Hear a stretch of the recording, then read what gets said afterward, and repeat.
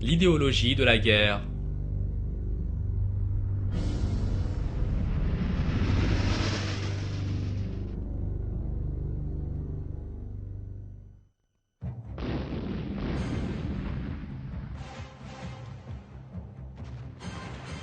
Les deux guerres mondiales du siècle dernier, que nous avons en quelque sorte vécues, donnent à l'humanité d'importantes leçons.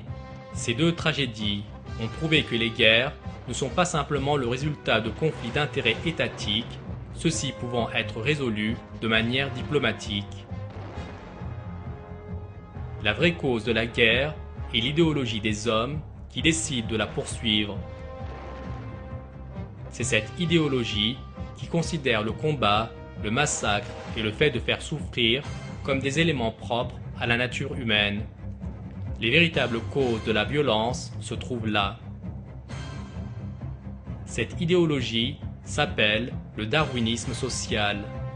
C'est croire que l'homme est une simple espèce animale qui est apparue suite à une série de coïncidences.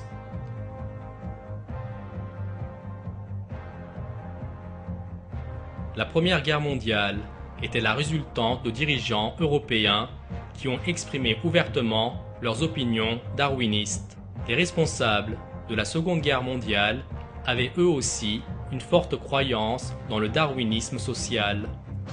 Hitler a emprunté cette idéologie raciste et cette foi dans les guerres au darwinisme.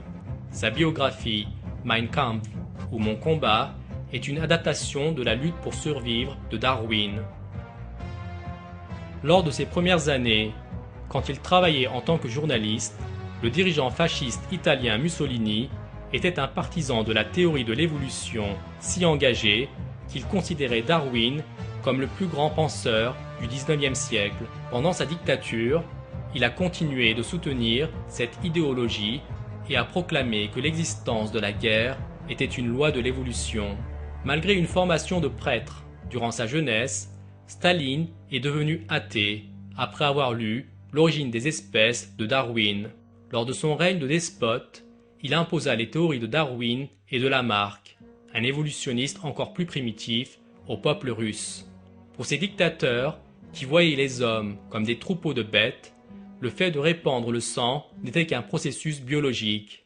Derrière tous ces crimes, nous retrouvons la croyance des dictateurs dans le darwinisme social.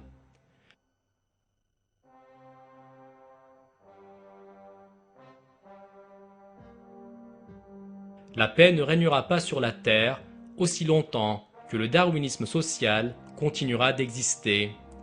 Celui-ci pousse les nations ainsi que les civilisations entières à poursuivre cette logique de guerre. Pour le darwinisme social, c'est la raison même de l'existence de l'humanité.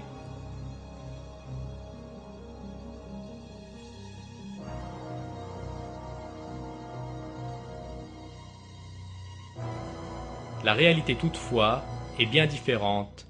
Les hommes existent non pour se combattre, mais pour servir Allah et mener leur vie sous sa guidance. Cela exige amour, miséricorde et paix.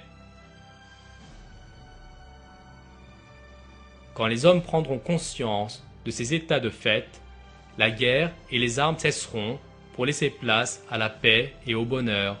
Ceci est indiqué dans le Coran. Je cherche la protection d'Allah contre le diable banni. Allah appelle à la demeure de la paix et guide qui il veut vers un droit chemin. Les croyants doivent s'entraider pour répandre l'amitié, la fraternité et l'unité, car s'ils ne le font pas, le trouble et le désordre continueront de ronger le monde. Le Coran présente cette vérité d'une extrême importance. Je cherche la protection d'Allah contre le diable banni. Et ceux qui n'ont pas cru sont alliés les uns des autres.